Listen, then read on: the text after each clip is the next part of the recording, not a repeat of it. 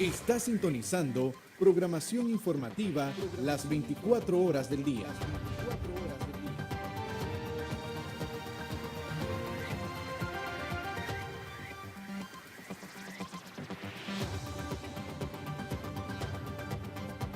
Somos CDNN, Canal 23, Canal 23.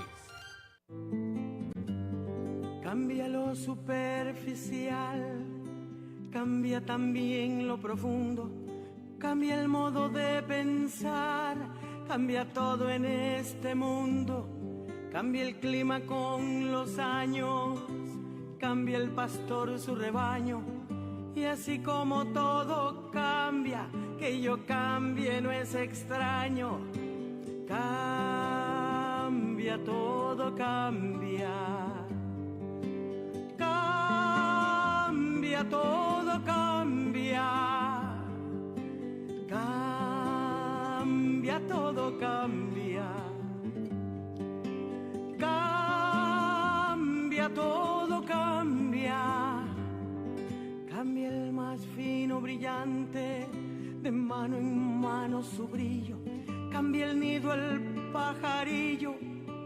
Cambia el sentir un amante. Cambia el rumbo el caminante, aunque esto le cause daño. Y así como todo cambia, que yo cambie no es extraño. Cambia, todo cambia. Cambia, todo cambia. Cambia, todo cambia.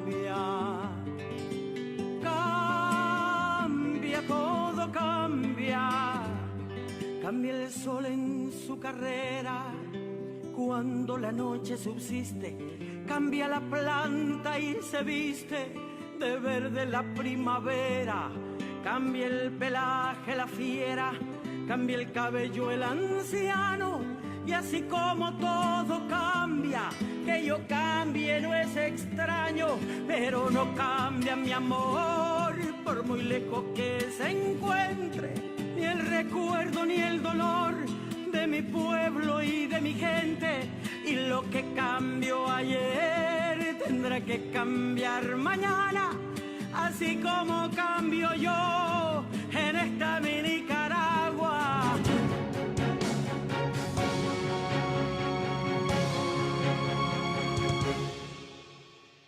Hola amigos televidentes, estamos de nuevo en este su programa de entrevistas desde el Canal 23, el canal de noticias de Nicaragua. Nos retransmite IBW y Claro TV en Canal 99 y nuestra repetidora Canal 33 para el norte del país. También nos pueden sintonizar a través del internet en cdnn23.com y cdnnradio.com para los que nos ven y nos escuchan a través de la cibernética. Estamos en vivo directo desde nuestros estudios centrales en la colonia Centroamérica, en Managua, Nicaragua. Gracias a los que nos están viendo a través de nuestras redes sociales, a los que nos están viendo en Facebook Live particularmente, y aquellos que también nos ven a través de nuestra señal en el canal de YouTube. Me acompaña aquí en estudio nuestro buen amigo, el ex embajador Bosco Matamoros Hug, a quien le agradecemos como siempre la presencia aquí en este programa para hacer análisis. ¿Cómo está, don Bosco? ¿Cómo lo está tratando esta semana? Pues hoy estamos comenzando la semana, ¿verdad? Casi terminándola también. Y digo comenzando porque en parte me ha pasado desapercibida.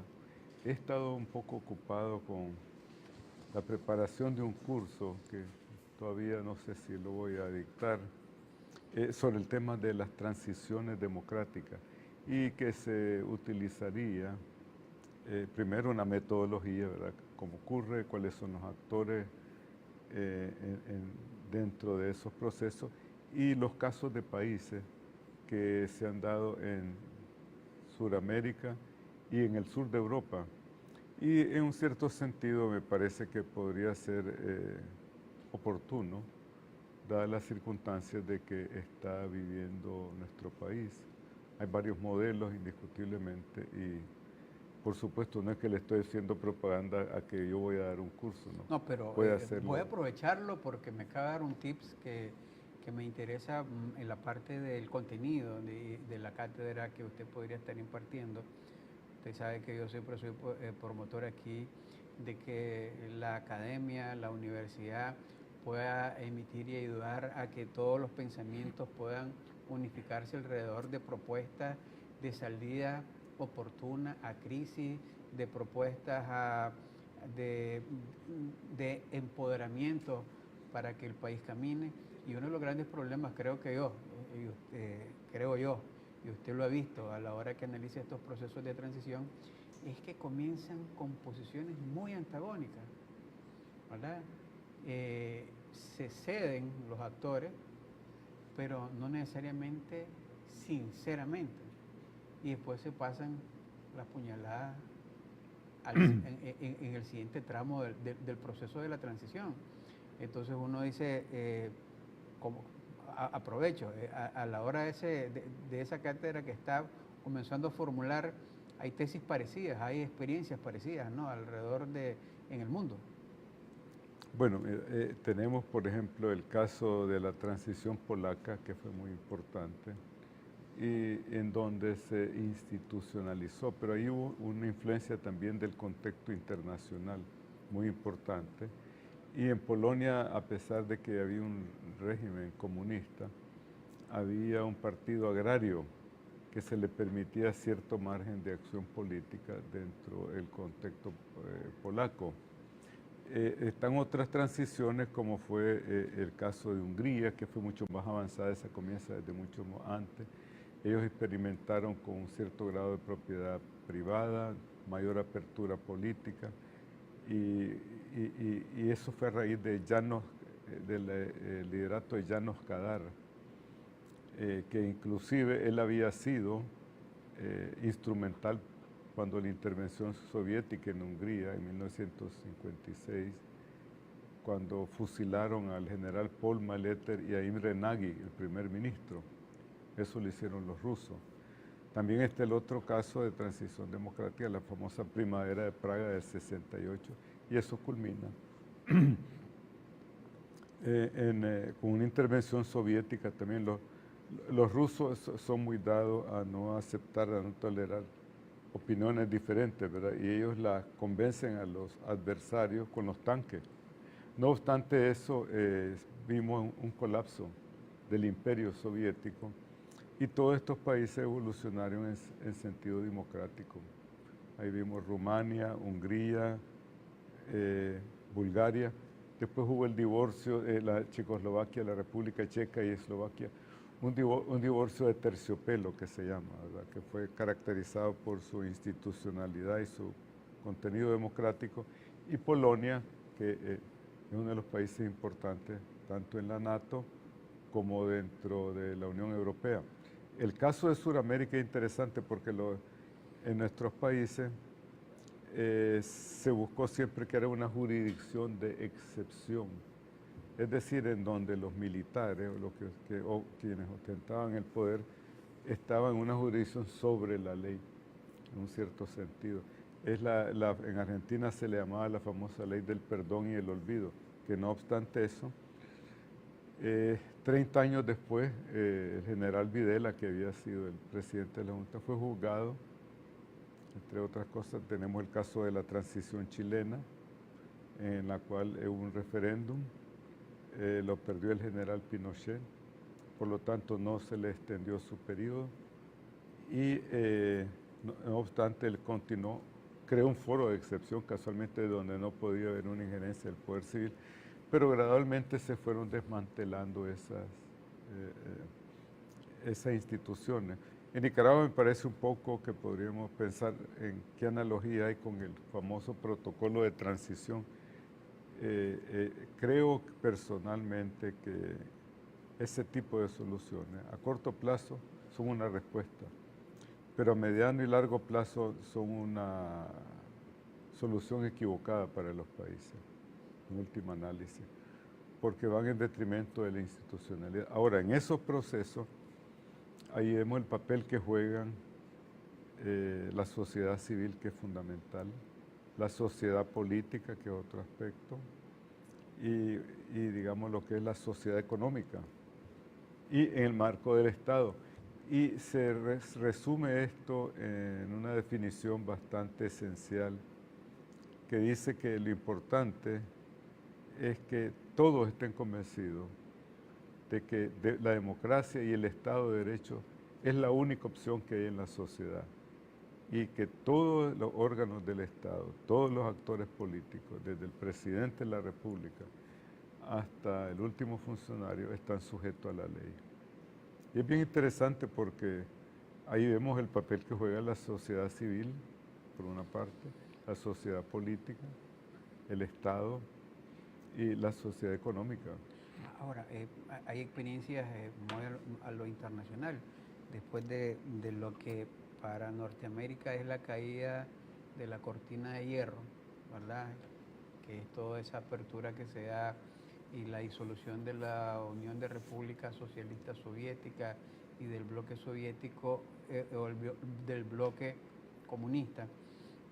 Reciente, casualmente, la Constitución cubana acaba de obviar el término de comunista dentro de su Constitución, ¿verdad? Ya 60 años después de su revolución, dicen, pues, es una revolución cubana, no es una revolución comunista como concepto propiamente dicho. Eso que inclusive habían dicho que iban a darle continuidad a los valores y principios de la revolución. Y en la discusión de la Constitución se ha obviado a partir de esa transición que tienen el tema de comunista. Pero voy a las otras transiciones. Usted me hablaba, por ejemplo, del caso de la participación de la sociedad civil, ¿verdad? Los términos de sociedad civil son muy recientes o son muy atrás. ¿En qué momento aparecen los términos de sociedad civil como actores importantes dentro de, incluso de poderes fácticos, ¿verdad? Porque pronto se determina la sociedad civil como algo que es otro poder dentro de los poderes específicos y se está dando el fenómeno en Nicaragua. No sé si en otros países se ha dado esa experiencia. Me llama la atención y una persona bien informada e ilustrada como tú, que me hace esa pregunta y creo que es bien pertinente. La sociedad civil, estas asociaciones espontáneas de ciudadanos, existen desde la época de los comunes italianos. Así es. Y de las ciudades de la Liga Hanseática Alemana, que eran estados comerciales. Son sus antecedentes, sí, muy europeos. Son antiquísimas, más de 400, 500 años. Estos procesos toman su tiempo y van evolucionando en el tiempo, pero encuentras tú este tipo de entidades, de asociaciones espontáneas, extremadamente vigorosas en los países del norte de Europa, también los países escandinavos, los alemanes, las sociedades luteranas, en Holanda también, y en las ciudades-estado italianos. Y de ahí eso se va extendiendo en el mundo. Por supuesto, el Estado se siente muy incómodo porque el Estado se cree que es el marco de referencia donde antecede todo y que por lo tanto debe dictar las condiciones bajo las cuales debe operar la sociedad civil. Creo que una actitud míope porque limita la capacidad de desarrollo de la sociedad, esas energías creativas, y que casualmente estaba leyendo yo cuáles son las sociedades a través de la historia que más progreso traen a sus ciudadanos y que más se desarrollan en el mundo. Y dicen que en una sociedad autoritaria es muy difícil que desarrolles todas esas capacidades de los individuos, tanto en el campo científico, cultural, económico y asociativo. Y esas sociedades están caracterizadas, por ejemplo, como la Unión Soviética, la alemana de Hitler, y las dictaduras que hemos visto aquí en América Latina, ¿no? Y una de las sociedades, hay una época del Imperio Chino, no me recuerdo cuál, iluminado, y la Florencia de los Médici, donde produjeron a los grandes genios, Miguel Ángel, Leonardo y todas estas figuras que son, digamos, gigantescas en la historia de la humanidad, pero que dicen que si no hubiera existido estas condiciones de libertad no hubiéramos tenido un Miguel Ángel, un Leonardo. Así que eso te da una idea. Alguien pintando tan en libertad, diríamos, porque se están dando las condiciones. Pero hoy, por ejemplo, en Norteamérica, en Estados Unidos, particularmente de Norteamérica, en la sociedad civil nunca, en estos últimos 200 años, no ha reemplazado a los partidos políticos. Pero los partidos políticos son extremadamente sensibles a la agenda de la sociedad civil.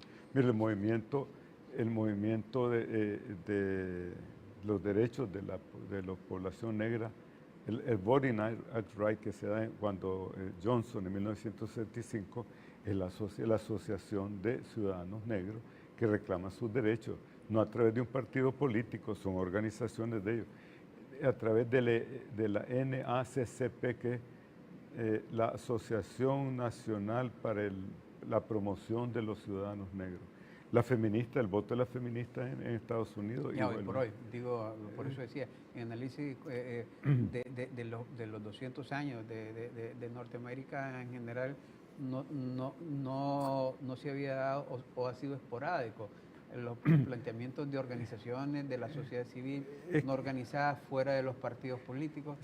Mira, esto es una respuesta a la falta de sensibilidad de parte del Estado, de las autoridades políticas, a las cuestiones que plantean la sociedad en general. Por ejemplo, tenés por un lado las organizaciones que se forman en California, en el este de los Estados Unidos, en New York y en otras áreas, como respuesta a las políticas federales. Y son los grupos feministas. La Raza, por ejemplo, que es la más antigua de organización de hispanos en Estados Unidos, es parte de esa sociedad civil que demanda los derechos de los hispanos, ¿verdad? No solamente en puestos de trabajo, sino también su regularización en el país. Y de ahí tú ves que los partidos, tanto el demócrata como y los libertarios también, que muchos no lo mencionan, tratan de cooptar estas organizaciones para ampliar su base, ¿verdad? Yo creo que es un tema fascinante. Me parece que yo lo voy a enfocar no de una manera tan amplia. Un contexto histórico sí le voy a dar, pero sí me parece muy importante hacer un análisis comparativo entre los países del sur de Europa, la dictadura griega, la época de Mussolini y la española, por una parte, una sociedad en transición democrática, y la de América Latina, que aquí en América Latina es lo que yo llamo el concepto de propiedad que se tiene sobre el poder político. Concebimos en este libro que yo escribí, El encanto del poder, digo que nosotros concebimos el Estado como un galeón español cargado de oro, ¿no? Y en retorno, ¿verdad? Sí, exactamente. Okay. Sí. Donde lo están esperando los españoles, ya cargado, dice cuánto trae en el manifiesto de carga. Sí, exactamente. Y no saben cuánto fueron devorados para poder llevárselo. Pero bueno, vamos a ver cómo desarrolla pues esa cátedra abierta. Va a ser en la Thomas More. En la Thomas More siempre, sí. Sí, usted enamorado de la Thomas More. Pues es una universidad pequeña, pero tiene un buen prestigio académico. No es derivado porque yo estoy ahí, ¿verdad? Obviamente, si dependiera de eso, yo creo que... Claro. Mejor, como dicen, no comento porque hay algunos directivos de la universidad que conmigo se ponen díscolos cuando yo hago algún comentario, así que entonces mejor no lo hago. Bueno, todavía no ha estado decidido, ¿verdad? Pero se me ocurre esa idea porque el curso que yo imparto es en realidad Geopolítica y Globalización en semestres alternos, ¿no? Pero pensé que dada la coyuntura global podría ser un curso interesante. Vamos a hacer una pausa, don Bosco Matamoros, y cuando regresemos tratar de hacer un análisis sobre lo que está ocurriendo frente a la OEA. El gobierno de Nicaragua volvió a rechazar en voz del canciller de la República en un acto público lo que fue la presencia de la comisión que creó el Consejo Permanente para ver la crisis en Nicaragua. También lo hizo el Parlamento hoy resolvió en la Asamblea Nacional de que no ven con buenos ojos la presencia de una comisión, la consideran también injerencista. Mientras la comisión se reunió en Washington y decidieron de que la va a presidir el embajador ante la OEA por parte de Canadá, que es la que estaría presidiendo. No conozco más detalles de la agenda que van a estar desarrollando, pero algunos lo están esperando como aquel, ¿cómo que se llama? El avión, que, ¿cómo que se llama? La isla de la fantasía. Ah, sí, sí. Y sí. que entonces todo el mundo, algunos quisieran que sea así, y otros le están diciendo no vengan, que vienen a hacer injerencia. El análisis sobre esa posición que hay del gobierno ante la OEA, y luego comentamos también los procesos de diálogo que deben de continuarse en Nicaragua. Vamos a los mensajes y regresamos con vos con Matamoros.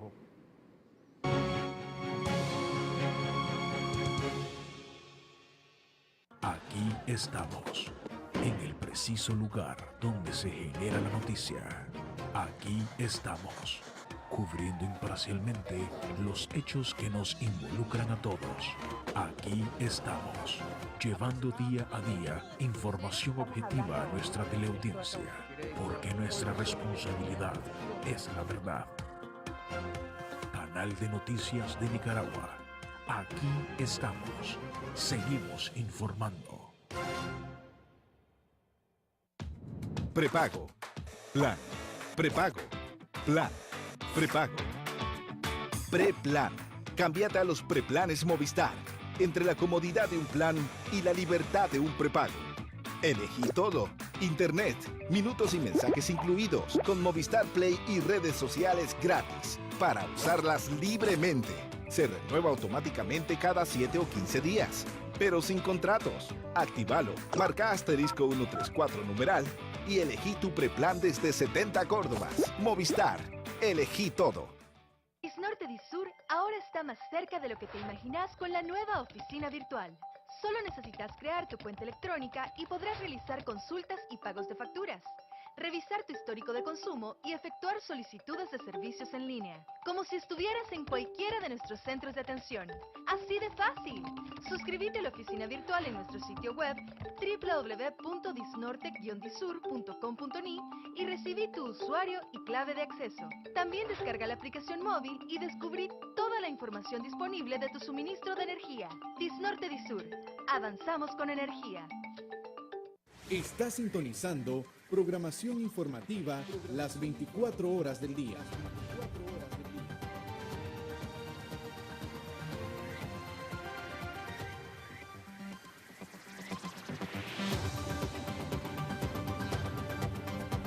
Somos CDNN, Canal 23, Canal 23.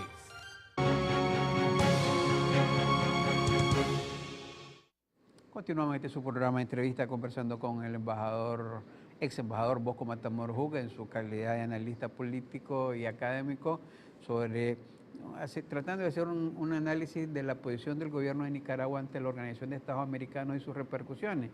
Ante el grupo interdisciplinario de expertos independientes que fue convocado por la Comisión Interamericana de Derechos Humanos, brindó el día de hoy una conferencia de prensa en la cual abordó el tema de las denuncias que hay en Nicaragua.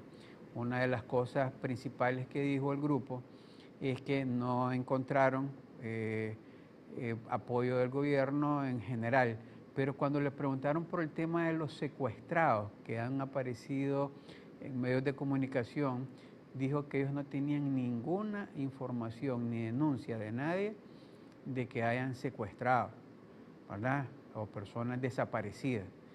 Y eso fue uno de los temas que se habló, pero sí, pues ellos brindaron ya el primer informe en donde requieren de que el Estado de Nicaragua pueda colaborar con ellos para poder ellos continuar haciendo su trabajo más puntual. El gobierno lo que más destacó es de que había una contradicción alrededor de la información sobre los secuestros y o desaparecidos, y ellos dicen de que no tienen ninguna información, ¿verdad?, o denuncia alrededor de eso.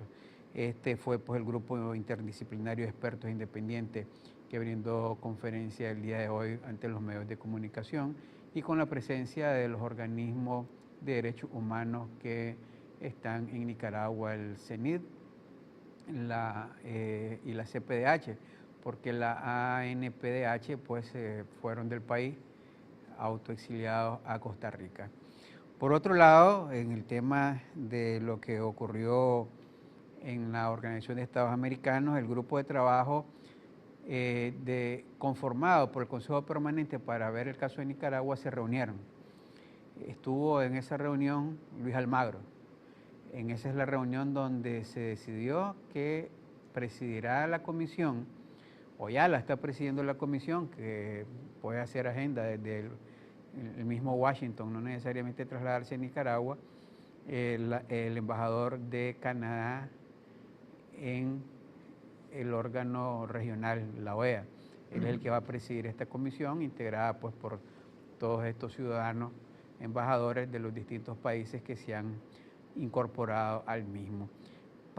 Sobre esta comisión, desde el día miércoles, lo que es el canciller de la República leyó un comunicado, ¿verdad? Un comunicado por parte del gobierno de la República en donde considera que esta comisión es injerencista, que esta comisión no es bienvenida ni será invitada por el gobierno de Nicaragua.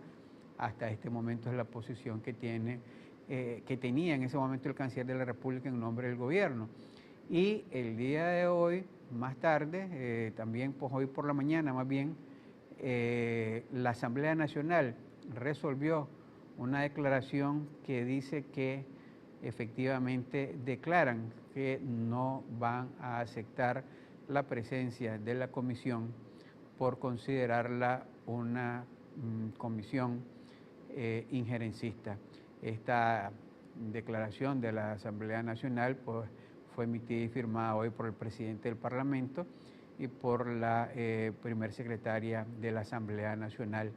Entonces, en ese contexto, ¿cómo podemos analizar las relaciones con la OEA por parte de Nicaragua, ex embajador Matamoros? Primero, Plinio, yo quisiera recordar que el gobierno de Nicaragua suscribió un acuerdo para elaborar una hoja de ruta con el secretario general de la OEA, que es el representante de la organización, para hacer una reforma del sistema electoral de Nicaragua, por una parte, y por otra parte se contemplaba dentro de ese acuerdo y se maneja en los círculos políticos aquí de Nicaragua y en otros países, que ese acuerdo con el secretario Almagro contemplaba un adelanto de las elecciones aquí en el país. Ahora, curiosamente, el gobierno de Nicaragua, a través del canciller, emite una posición en la cual tacha de injerencista a una comisión creada en el seno del Consejo de la Organización, integrada por un número de países, cuyo objetivo está bien claro, los términos de referencia, tiene como intención establecer un mecanismo de consultas con los diferentes actores involucrados en la crisis nacional, que indiscutiblemente hay una crisis en nuestro país, bajo cualquier indicador o criterio que querramos utilizar, y que dice clarísimamente que esta comisión tiene como objetivo venir a Nicaragua,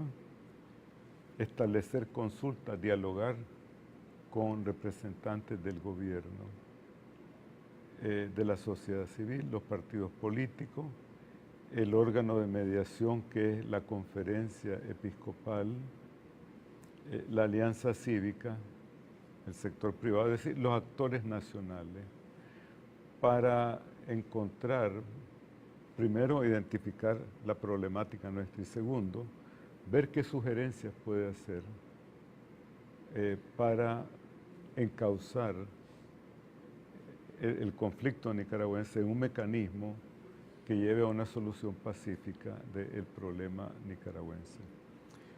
Por un lado vemos que la OEA, cuando el gobierno consideró conveniente,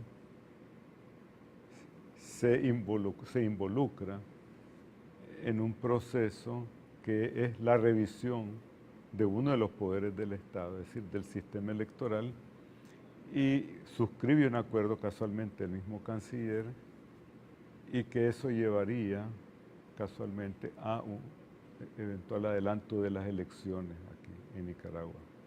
Curiosamente, el canciller Moncada, cuando era representante de Nicaragua en la OEA, fue quien pidió la renuncia del secretario Almagro, y es el canciller Moncada quien firma ese acuerdo con el secretario Almagro.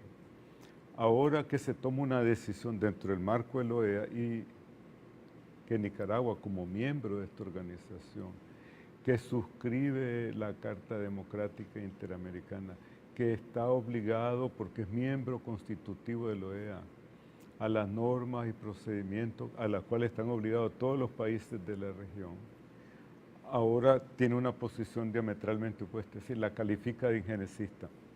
En cuanto al término injerecista y de soberanía, Plinio, creo que te lo he manifestado aquí en diferentes ocasiones, en Nicaragua, un país extremadamente pequeño, irrelevante desde el punto de vista económico, tenemos un concepto casi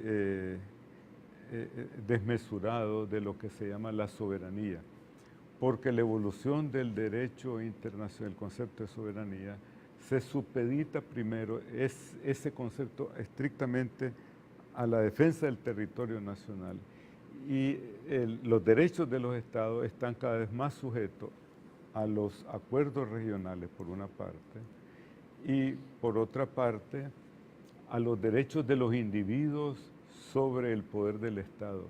Y ese principio no solo se ejerce aquí en América Latina, en Centroamérica, en el caso de Nicaragua, sino también en relación a los países europeos, número uno. Ahora, la constitución de ese grupo, presidido por Canadá, cuyo primer ministro es Justin Trudeau, hijo de Pierre Elliott Trudeau, que en Canadá en el lenguaje político son liberal, que quiere decir socialista. Es sorprendente que haya desconfianza de parte del gobierno de Nicaragua cuando el representante de un gobierno socialista, como el de Pierre Elliott Trudeau, preside casualmente esta comisión, por una parte. Por otra parte, yo no miro qué agresión hay a la soberanía nacional, a la integridad territorial de Nicaragua, a las instituciones del Estado de Nicaragua. Lo que sí debemos de hacer un acto de reflexión y darnos cuenta que la conducta del gobierno de Nicaragua, la situación interna de Nicaragua, ha llevado a que el órgano regional por antonomasia nuestro, que es la OEA, tome carta en este asunto, nombrando una comisión que yo la llamaría de buenos oficios, y que aún con el adendum de que estas comisiones de buenos oficios se estilan internacionalmente. Por lo tanto, yo considero que esa reacción no miro en qué beneficia al gobierno de Nicaragua, en qué va a beneficiar al país y en qué va a ayudar a la solución de la crisis nacional. No solo, y te quiero sobre el presidente Ortega y el gobierno de Nicaragua han dicho que quieren el involucramiento del SICA. Y fíjate qué interesante, en este proceso de consulta que hace esta comisión, no solamente con los actores nacionales nicaragüenses, sino también Vinicio Cerezo, el secretario general del SICA, que tengo entendido que tiene una buena relación personal con el presidente Ortega, se va a reunir con esta comisión. Imagínate que sería que es un acto de excentricidad de parte del expresidente Cerezo, decir que él no se reúne con esta comisión, ¿verdad?, porque el gobierno de Nicaragua la declara injerecista y porque tú has mencionado el Parlamento de Nicaragua, hizo un pronunciamiento típico del Parlamento, ¿verdad? Que creo que es uno de los más supinos e ineficientes que hay en América Latina, donde no descollan las asambleas, ¿verdad?, por su efectividad, y que parece que es una pequeña caja de resonancia, que cuando le dan las instrucciones, el director de orquesta inmediatamente comienzan a dar las primeras notas de la sinfonía. Pero desgraciadamente, Pirino, este pronunciamiento de la Asamblea es contraproducente porque carece de total credibilidad. Y el del gobierno de Nicaragua, yo espero que rectifique. Espero que por el bien del país, por la estabilidad de Nicaragua, se acepte la venida de esa comisión, porque en el ejercicio de ese órgano va a estar involucrado el SICA, que es el órgano regional, y no sé si el gobierno de Nicaragua y la Asamblea van a catalogarlos también como injerencista al presidente Cerezo, por una parte. La agenda está bien clara, ahí no hay temas ocultos debajo de la mesa sobre quiénes... Ellos quieren reunirse con el presidente de la República, que yo creo que es lo correcto, la responsabilidad de esa comisión, con otros actores del gobierno. Y me imagino que para darle un poco de ocupación invitarán a alguien de la Asamblea, ¿verdad?, para que hagan algo también, a ver en qué contribuyen esto.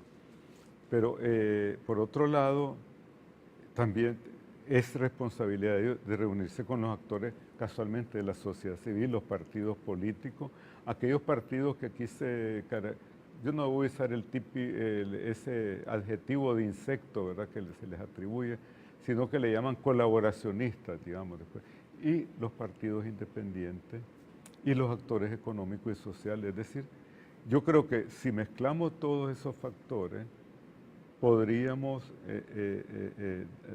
dar un paso positivo ante las enormes necesidades, la enormidad de la crisis que estamos enfrentando en Nicaragua. Porque también quiero hacer otro señalamiento. De no darse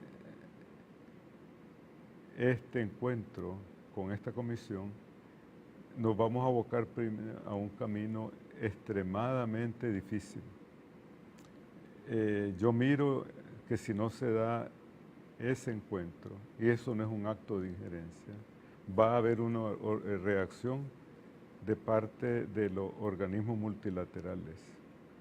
Quien le dijo al gobierno de Nicaragua y quien le dijo al país que los préstamos aprobados no se puede parar su desembolso, le está mintiendo al gobierno y le está mintiendo a la opinión pública de Nicaragua. Tanto en el BID, como en el Banco Mundial, como en el Fondo Monetario Internacional, aunque los préstamos o las decisiones de apoyo presupuestario hayan sido tomadas, bajo una situación política de esa naturaleza, no se van a efectuar los desembolsos. Y eso sería simplemente un acelerador a la crisis económica de nuestro país. A eso le agregamos que tú sabes que en el Senado norteamericano está discutiéndose, ya está entrando en consideración la ley Menéndez, que es una ley mucho más dura que la llamada NICA Act, pero que tiene una salvedad también. Por una parte, le instruye al secretario de Estado a que solicite a los órganos de inteligencia de los Estados Unidos investigaciones sobre funcionarios responsables de violaciones de derechos humanos y de corrupción.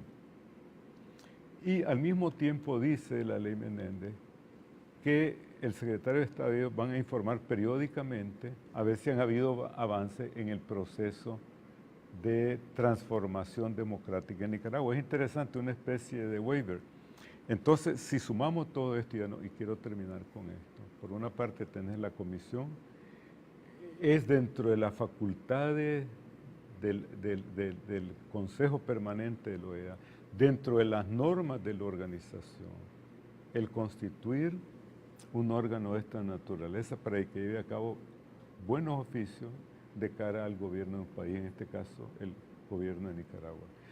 Pero en el caso de nosotros, en base a un concepto, yo diría casi paleolítico de la soberanía, digamos que no voy a entrar aquí que es injerencista, vienen unas enormes repercusiones en el campo financiero y económico. Es decir, en una forma excéntrica, pues no sé cómo otra manera catalogarla, nos vamos a aislar del sistema internacional graciosamente. Si somos tan soberanos, entonces no pidamos financiamiento ni al BID, ni al Banco Mundial, ni al Fondo Monetario Internacional.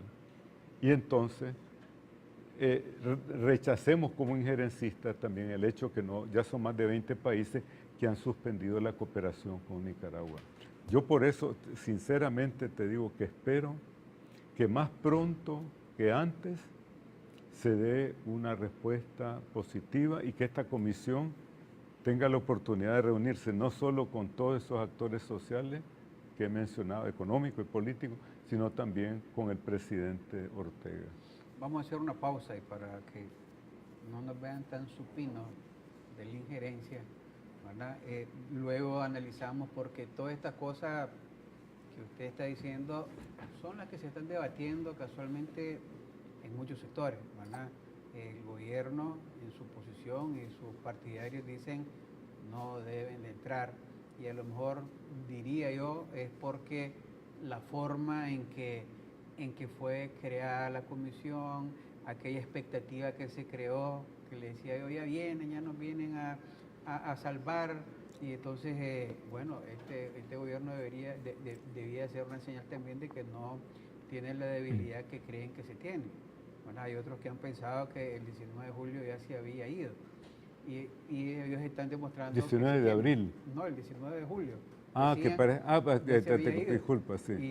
Y oíamos aquella revelación que hacía nuestro buen amigo Arturo Cruz de que habían algunos que decían que no negociaban porque... ya lo podían votar. Después oímos al secretario Almagro diciendo no, ahora es la posición de fuerza del presidente Ortega porque siente que tiene control del país. ¿Cómo destrabarlo? Vamos a los mensajes. Cuando regresemos, a ver si, no siendo tan supino, me gustó recordar la palabra, ¿verdad? Vemos qué se puede proponer. ¿Y cuál es el análisis que usted hace a propósito que se está preparando para estas cátedras de transiciones políticas? Vamos a los mensajes y regresamos con Bosco Matamoros.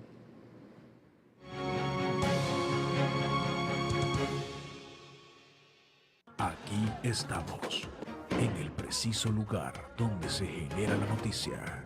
Aquí estamos, cubriendo imparcialmente los hechos que nos involucran a todos.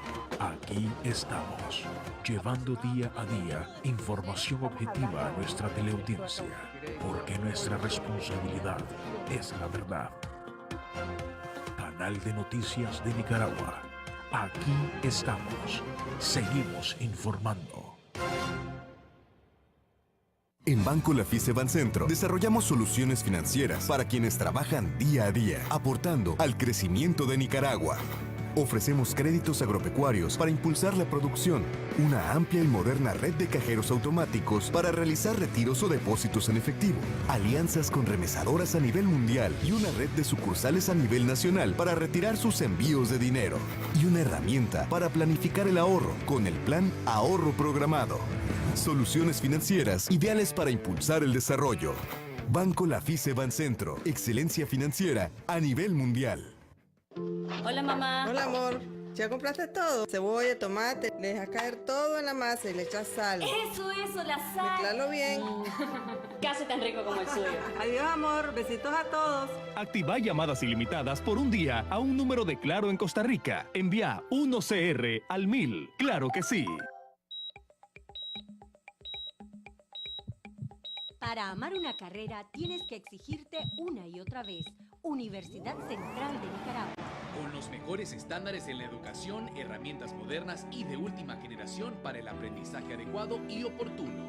UCN. Formando profesionales con visión humana y participación activa en la sociedad. Toma una decisión que impacte en tu vida. UCN. Pensando en tu futuro. Matrículas abiertas.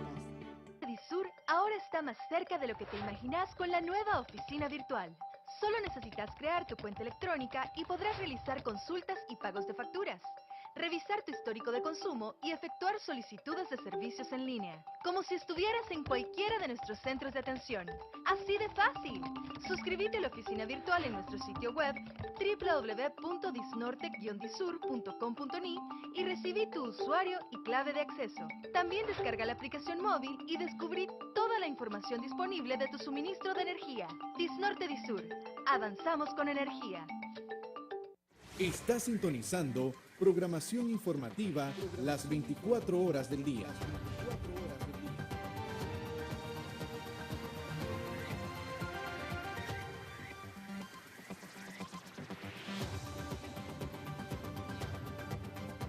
Somos CDNN, Canal 23, Canal 23.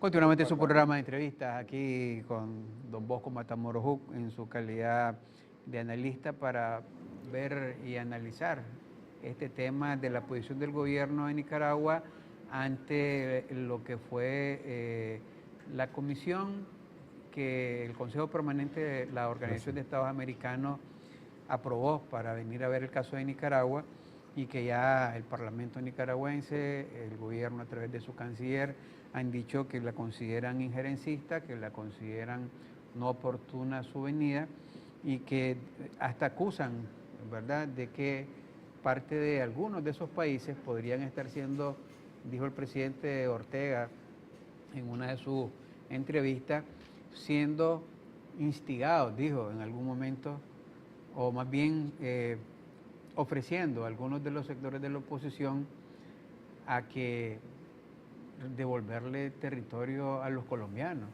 tema de que fue muy controversial en La Haya. Entonces, cuando uno oye esas cosas, dice, bueno, ¿hasta qué nivel va a llegar estos temas?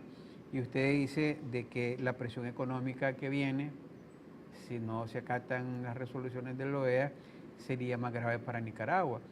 Se escuchan las posiciones del gobierno americano alrededor de la ley que ahora se conoce como la ley Menéndez, ¿verdad?, que otros le dicen la Maguinsky-Nica, ¿verdad? Entonces uno dice, ¿qué podemos esperar? En política, los ríos se devuelven, ¿verdad? Entonces uno siempre tiene la esperanza de que, bueno, sean posiciones políticas que de pronto vuelvan a los cauces normales, ¿verdad? Y se encuentran las soluciones apropiadas. ¿Cuáles son los mejores escenarios? Hasta hoy los escenarios han sido querer doblegar al presidente Ortega a través de todas estas posiciones.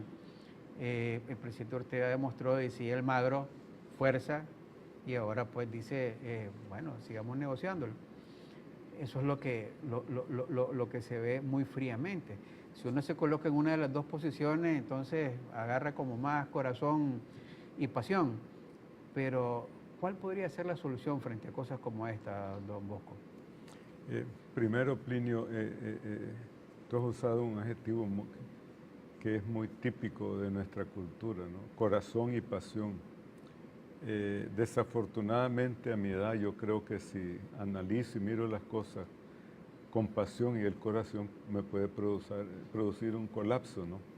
Y yo prefiero vivir algunos años más antes de que me venga un colapso o un infarto. Creo que es fundamental que veamos esto en dos dimensiones. Por una parte, el contexto internacional. Aquí se usa mucho esa ecuación, la correlación de fuerza, ¿no? Aquí sería ser bastante ambicioso pensar de que Nicaragua representa un factor de correlación de fuerza con el contexto internacional. Está en una situación de aislamiento como país, como gobierno. Las mayores economías de América Latina, los países más importantes de la región y el país más importante del mundo, que son los Estados Unidos, junto con Canadá y México, apoyan esta resolución, por una parte. Los países de la Unión Europea igualmente, y Japón, que es la tercera economía del mundo, igualmente.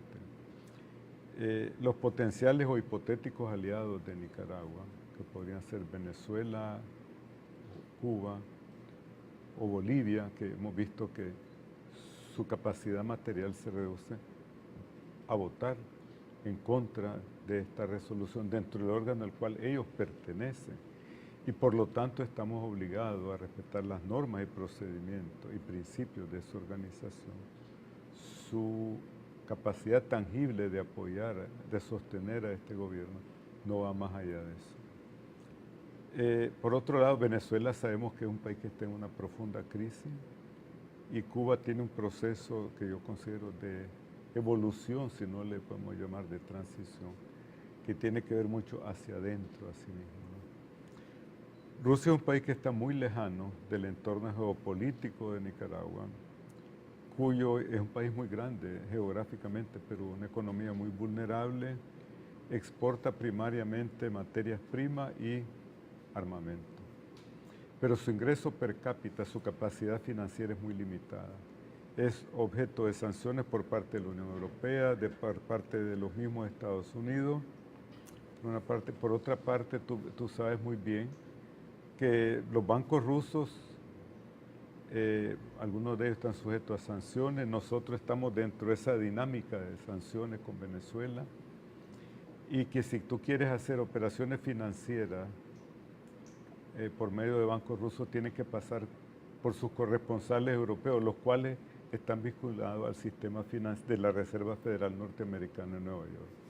Entonces, desde ese ángulo, el contexto internacional, yo miro que la situación de Nicaragua es extremadamente vulnerable. Por otro lado, el presidente Ortega ha reprimido las protestas, los tranques aquí en el país, hay un mayor grado de circulación, pero no podemos decir que se ha recuperado la economía del país, que se ha recuperado la capacidad productiva, que se ha recuperado la confianza en la marca Nicaragua. No es cierto, sería engañarnos. Tú sabes que el INTUR financió una campaña en Europa y en el Guardian de Londres salió un anuncio en la televisión inglesa sobre Nicaragua linda.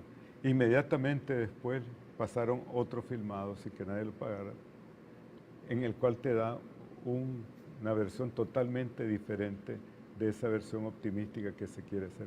Tú sabes, y el presidente mismo lo ha dicho que en su comentario, que ha tomado 10 años construir esta visión de país seguro, que se decía, amigable a la inversión, al turismo, y que eso se ha desplomado. Y que con toda franqueza y tratando de ser objetivo, va a tomarnos no un año, ni 6 meses, ni una campaña de publicidad. Va a tomarnos quizás un decenio volver a recuperar esas condiciones. Ante una situación de esa naturaleza, yo creo que aquí hay una gran oportunidad. Yo le llamaría una crisis de oportunidad. ¿Y qué quiero decir con eso? Tenemos un mecanismo ya que se ha puesto ahí, que es el diálogo nacional, que goza del apoyo universal, goza del apoyo de la superpotencia moral en el mundo, que es el Vaticano, el Papado, de la Unión Europea, de los Estados Unidos, de América Latina. Ahora necesitamos darle un acento especial. Tenemos los mediadores, que son los obispos, que igualmente gozan de ese apoyo. Pero yo creo que en ese proceso de diálogo se necesitaban unos actores que eran los garantes. ¿Por qué? Porque la Iglesia no tiene la capacidad estructural para garantizar eso. Entonces ahí podríamos montar sobre ese andamiaje que ya existe el papel del SICA o EA como garante, mientras estos países identifican situaciones o mecanismos que pueden agilizar a través de sus consultas con el gobierno, el presidente y los otros actores económicos, políticos y sociales del país, insumos para agilizar ese proceso, por una parte. Por otra parte, yo creo que es fundamental que el diálogo tenemos que reducirlo a su esencia. ¿Y cuál es la esencia? Primero, el diagnóstico de la problemática nacional es que esta crisis surge por razones políticas y requiere imperativamente una respuesta política a esta crisis. Entonces yo diría, concentremos la solución de este problema en el tema político.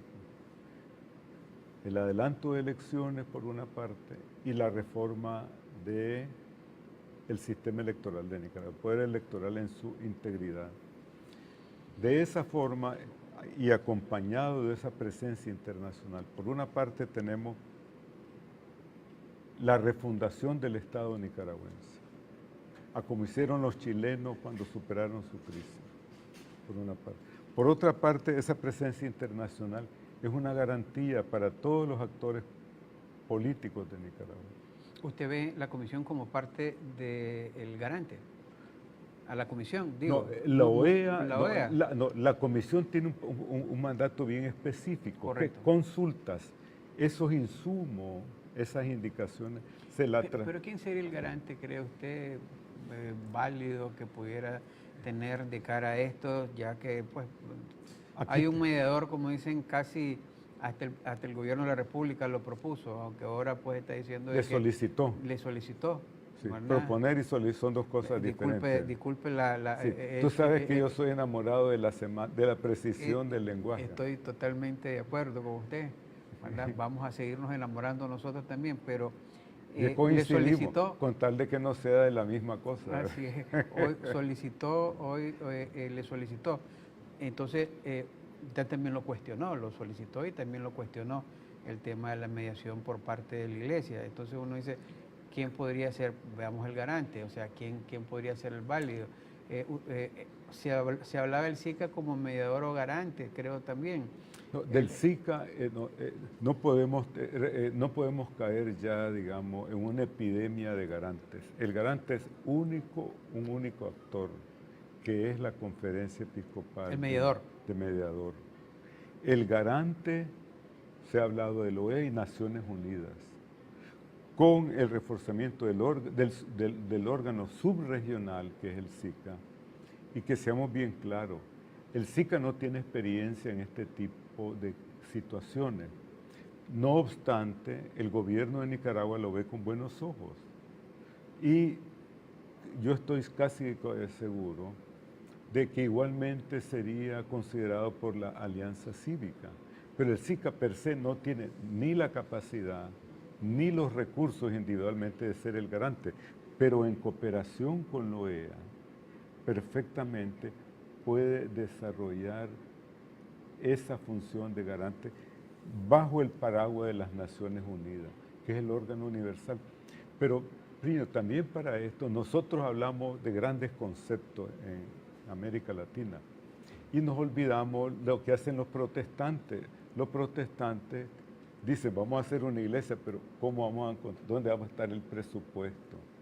Tenemos que buscar los recursos para que esos garantes puedan tener una presencia in situ y que esa sea financiada y que te ofrezca esas garantías al país de que los acuerdos que se están alcanzando sean verificables efectivamente.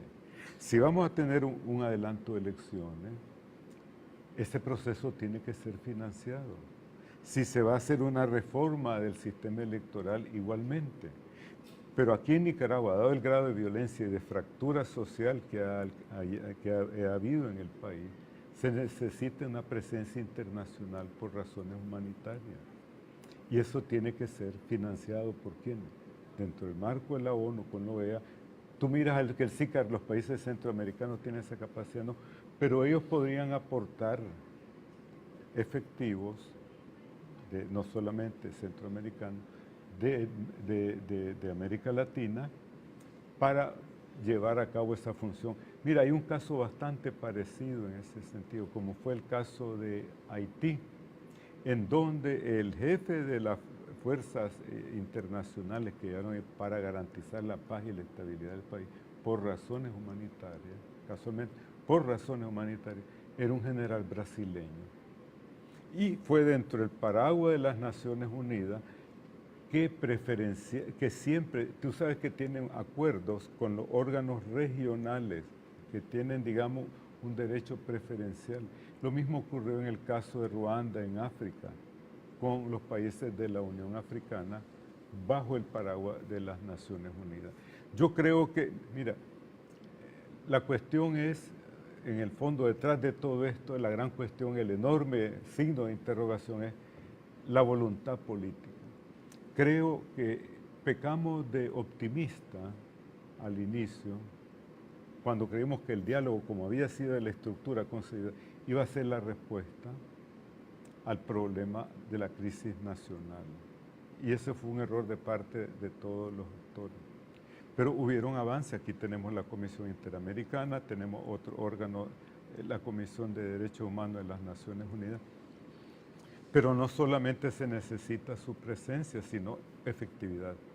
Y la capacidad cogente, es decir, de este proceso para que se cumplan los acuerdos, necesitan, además de la disposición del órgano de mediación, la capacidad efectiva y coercitiva de esa presencia internacional.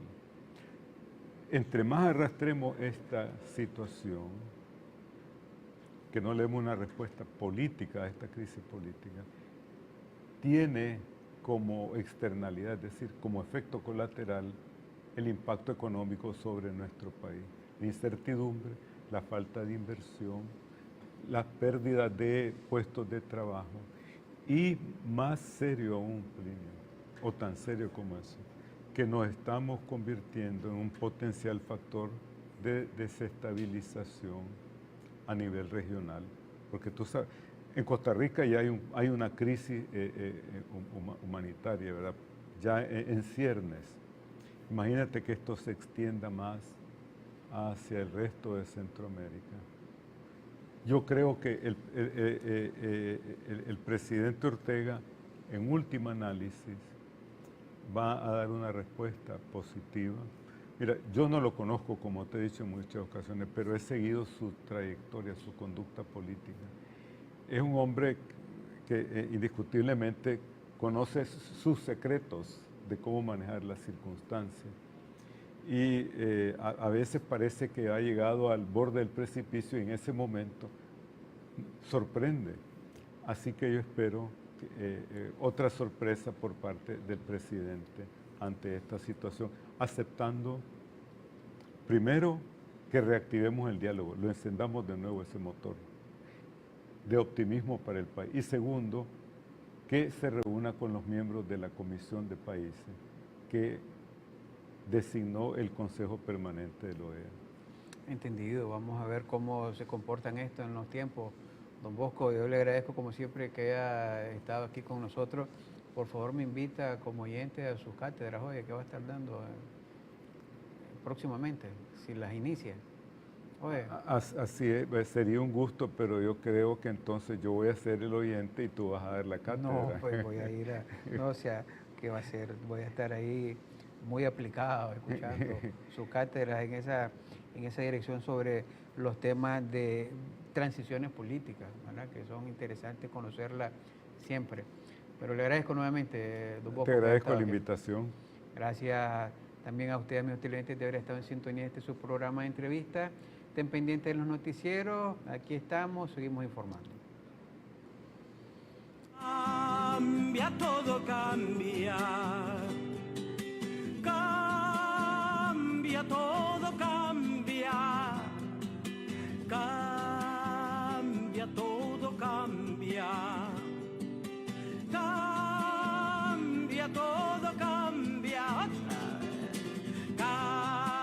Cambia, todo cambia. Cambia, todo cambia.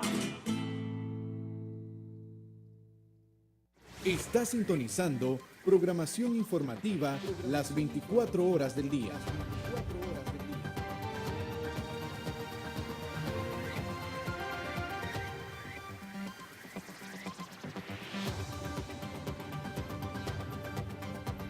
Somos CDNN, Canal 23, Canal 23.